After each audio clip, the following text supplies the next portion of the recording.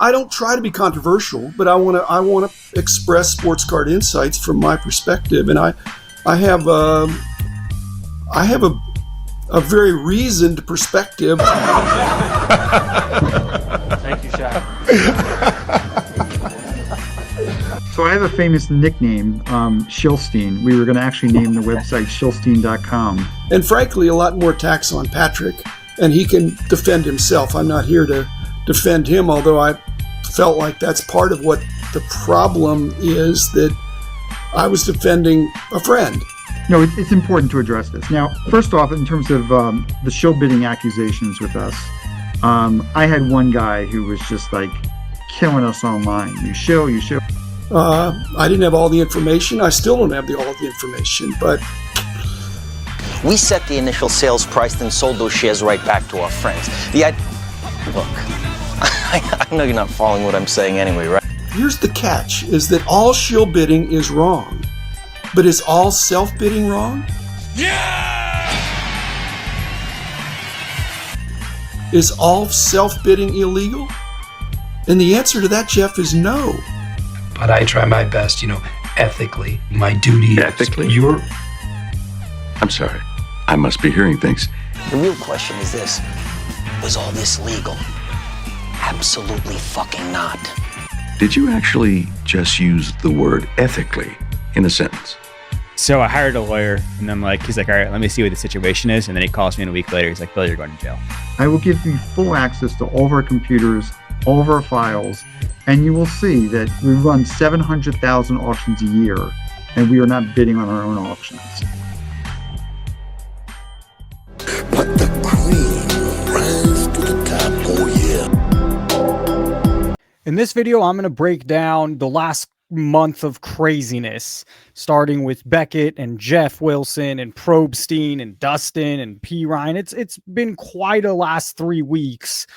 And I want to start here with Beckett, the defensive shill bidding on his own podcast, talking about offensive shill bidding. And then in the podcast with Jeff Wilson, he mentions bidding on your own card. Is that illegal? No, is what he says. Well, is it unethical? Is it a little wrong to do? A little bit selfish, just thinking about yourself instead of your customers, your community, the hobby? Yes, absolutely, it is that. So first, you're screwing out a member of the community out of the card they wanted, and possibly even getting a good price on the card, or somewhat of a fair market value on the card. You're also now disrupting what's fair or true market value. You're selling a card and then bidding on it yourself. So you're selling it to these 20 people, and then my question is, why are you in the market for it? If you've decided, hey, I'm going to sell this to the community, I'm going to sell this to the hobby, I'm going to auction this off, well, why the hell are you buying it? Why are you bidding on it? And as I mentioned, it creates a false demand to the rest of the people in that room. And the first part could be speculation. Why are you buying it? Well, to favor your sale. Okay, maybe there's as you can't read, as they say, you can't read someone's mind. Well, why the hell else you buying it? Why the hell else you bidding on it? What's the intention of bidding on the card? To hopefully create, it doesn't hopefully create, it's a fact, whether the intention or not, it creates a false demand or a different demand than what actual truly is there when you're bidding up silently your own card. To me, it's selfish. It's only thinking about yourself. And when you're thinking about this, it's zero thoughts of your customer base. It's zero thoughts of the community or the hobby. It's just about you not taking an L, or you making sure your pocketbook gets bigger. And your one sale now affects the entire comp system used in both not only sports cards, but also Pokemon. So yes, Beckett, I don't know why you keep saying these things. He keeps pushing and saying it's illegal. It's not illegal. Well, there's a lot of things that aren't moral or ethical or good for your community or customers that aren't illegal. To me also, Jeff, this is a PR interview 100%, just like all the rest. To me, Jeff is the corporate side. He represents the corporate side, not the general public or consumer at all, or collector. He asked no hard questions. He made sure to start his video with his Arena Club ad. He had that weird smile on his face the whole time, and he blinked more than we do in an entire day. And my question is, why to all those questions? Why does he blink so much? Why does he ask zero hard questions? questions that will come up in the chat, or questions people actually want to know. And why does he have the odd smile? Well, to me, my answer, my conclusion is Jeff is part of that corporate world, and he happens to be making content selling his business. But what he's not is one of the regular general people buying a box once a year, or buying singles when they can of their favorite player for under $10. That's just not something. And he also doesn't represent, hey man, this shill bidding is absolute. Why are we not pushing, or why are we not harder on these? Why when Beckett said bidding on your own card, did Jeff not have an issue with that or take the stance of the general public?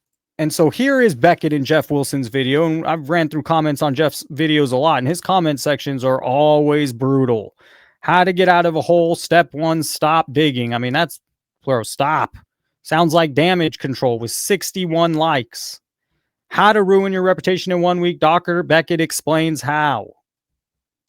25 minutes in and it's all BS so far. This is just what we're scrolling down the comments in order. This hobby's becoming WWE with all the annex. How about the people just list their own item and buy it now, or best offer? No more auctions at all. Last one will do. 2 more. This is a painful to watch. We can all agree that bidding on your own card or your friend's cards is the definition of shill bidding, period. There is no slight deviation or framing that makes it okay or reasonable about that accidental mistake, a load of fucking bullshit, or when you just say it's not illegal. You're jumping all the way to the law rather than what's good for a business, what's good for your customers, what's fair.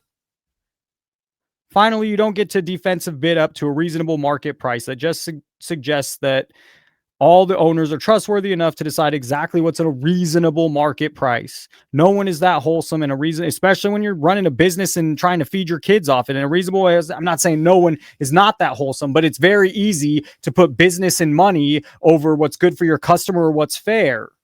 This is all so wrong, he ends with. Dr. Beckett, welcome to your villain arc. And we just scrolled through, 10 comments all in a row, all negative, all what the public is thinking. I'm surprised this guy kind of still does it, taking all it. No one views it his way. He gets some views, so he does. He's making money with the business, yes, but many people don't agree with either of these men's take on a lot of the hobby. So I have a famous nickname, Shilstein. We were going to actually name the website shilstein.com. Well, Dustin, Sports Card Dad, had Probstein on for 5 weeks in a row. Dustin and Probstein, I believe it was 5 weeks. And never once do I recall Probstein saying Snype was in beta. It seemed like it was a release to the general public, to everybody, not beta. Dustin had him on for views, and Probstein was there for free publicity of his big rollout. That was an odd rollout to the entire public. Yet on the website, it says beta. When dealing with millions of dollars of product, we're not going to do beta and test run, $10 cards and $20 cards. We're going to allow you to put on these big money cards, and we're going to put cases of cards on there. But we're going to call it beta. And what happened when their first big auction, we'll get to that in a minute. We'll get to this story in just a minute because it's too big not to cover. But I also want to go back to some of the comments of this video, of Dustin and Probstein's video. This is very gimmicky. Seems like a lot of barriers to entry on both sides. I think Rick said it best when he said they built in an entertainment side. I generally don't buy cards from entertainment sites. He says we don't bid on our own auctions. No shit, Rick. You let the people who can sign with you do the dirty work. And this is 12 days ago, before any of the back end, which we'll get into a minute, of what happened with Snype recently. Today, as I'm shooting it, or yesterday, if you're watching this when I release it, I was on eBay before you, but you come along, and all of a sudden your listings are all ending higher than everyone else's listings. And what's funny is I have a friend that has done tons of research on this, and he has also come back and said Probstein time and time again on eBay gets well above 10 to 15% of any other auction or consignment on eBay. I've had no player where I had to relist. You're relisting constantly when your clients win their own cards. Cracks me up that people in the business like you are out there. I don't know, read more. I remember when PwC created their own site, it didn't go well. I like Rick, but trying to reinvent the wheel. eBay covers it all from fees. I mean, well, they couldn't even get the site right. I doubt shill bidding is even possible with usernames being shown. Little did you know.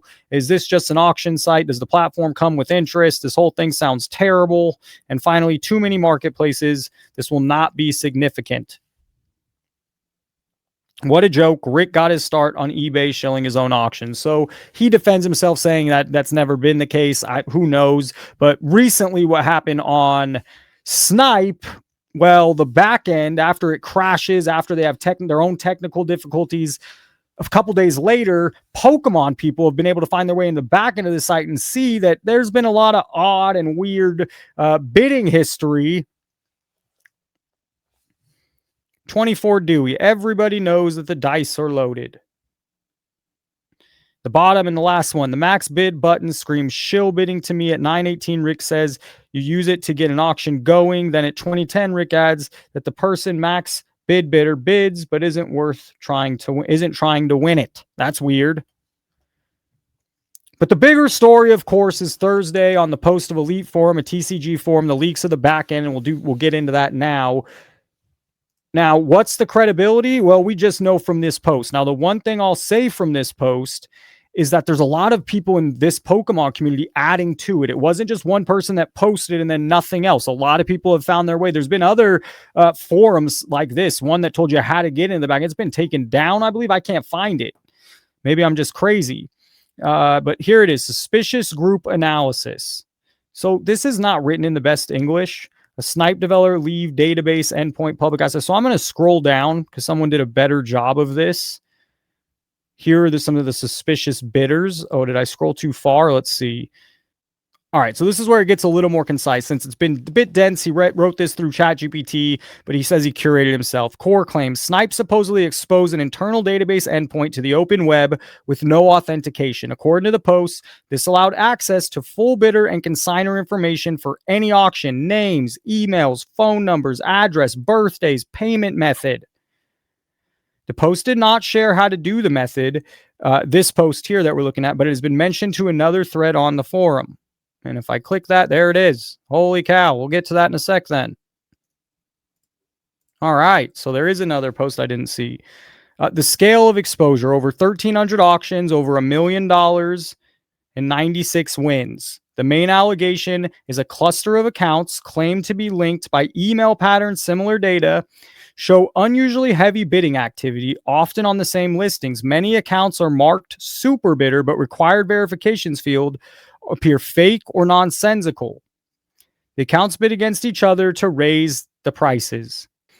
All right, so here are some of the accounts that, at least what they posted here from supposedly the back end. Honey Bunny 123 had bid on 11,000 bids of over $246,000. Now, Honey Bunny, the email happens to be Probstein123, and the username happens to be Honey Bunny123. This is definitely not the right date of birth if it was Probstein123. Then we have Weasel's Gonna Get Ya. First name Weasel, last name Cards. That's odd. And the eBay ID, I am Rick Probstein, also odd. How many bids? 2,900 bids. Really? Really? How do you even do that on this brand new Snype that's been out? It's its first auctions ending. Over $180,000 bid. So we could keep scrolling down. You can see here's another one. The email, rickprobstein@gmail.com. $176,000 on almost 5,000 bids. Is it real? I'm not sure. What incentive does this guy have to make it up? Another one under rick.probstein@mail.com. 1,700 bids, 100,000. Is this all fake? Just some Pokemon dude trying to get Probstein? That's random and weird. So who knows? I have no idea if there's any legitimacy to this, but it's definitely worth covering and worth making people know about. And I want to hear what Probstein has to say about the back end here. And here are the top bidders, all the top bidders from, and you'll notice almost all these names are part of that group. So that is weird. The suspicious group is here, and all these names happen to be the similar ones as the top bidders. Now, here we have someone posting about Kevin Burge on about this Weasel Cards. This case is especially interesting to me because the email is tied to a notoriously shady seller named Kevin Burge. For those who aren't familiar with him, he has a long history of trimming cards, selling fake autographs, and running scams under dozens of aliases going back to 2003. He posted some sources here. And what's the email? Best cards on eBay at gmail.com. So does that connect to Kevin Burge? And that would be kind of another layer added to this story. Now, here's that other. This was 4 days ago as this, I guess the story's unfolding. It looks like the site's backend is leaking private user info, emails, phone numbers in a couple locations. I haven't gone too deep, just a quick check of the HTTP calls being made. I would really hate to see what more sophisticated techniques or an actual penetration test exposes. This doesn't give me a whole lot of confidence that my data is secure enough to put in my credit card. And this is about Probstein and Snype. And then this was 4 days ago, before the crash, before all the technical issues, and before any of this got leaked. Finally, we'll end with Dustin, Sports Card Dad, then had Jeff Wilson on. He said some things about Teapot and I, probably out of a desire to deflect attention elsewhere, but it wasn't true. It wasn't warranted. It wasn't justified. And I think when he reflected on that a little bit more in the days after that, he realized that that was, not fair of him to do. And so he apologized.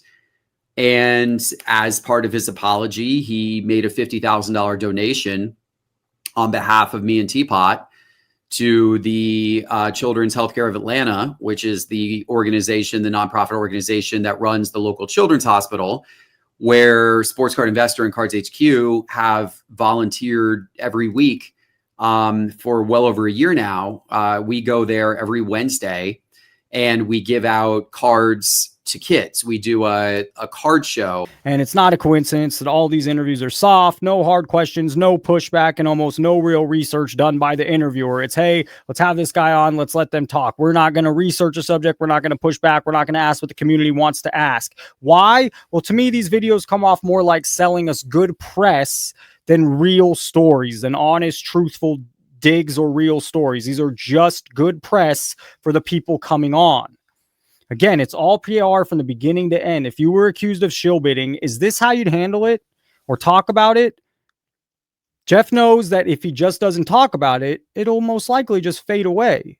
And I will tell you, it leaves me very curious as to what Jeff's bid history does look like.